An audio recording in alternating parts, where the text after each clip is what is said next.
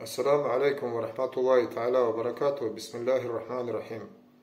Меня, как представителя Аварского ханского дома, попросили высказаться по сложившейся в Дагестане ситуации, а именно попытки изменения Конституции Республики в плане двух ее пунктов, а именно увеличение срока наделения полномочий главы республики с 2 сроков на более, вплоть до бесконечности, по всей видимости, и в плане снятия с главы региона ответственности за территориальную целостность Республики Дагестан.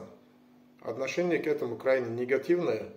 Я выскажусь так же, как мой далекий предок Нуцал Андуник в 1485 году: «Не пяди родной земли врагу».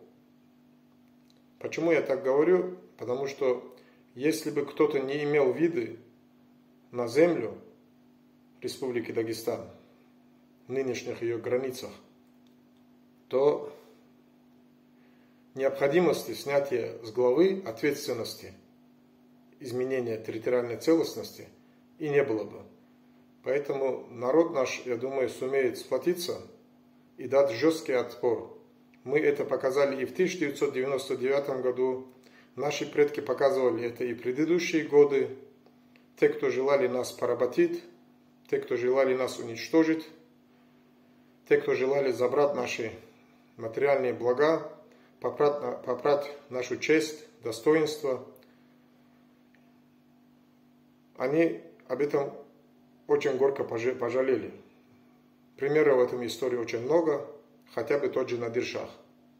Поэтому, обращаясь к депутатам Народного собрания, кто бы вас не избрал, по каким бы партиям или спискам вас не избрали, напрямую народ вас не избирал, это все знают прекрасно.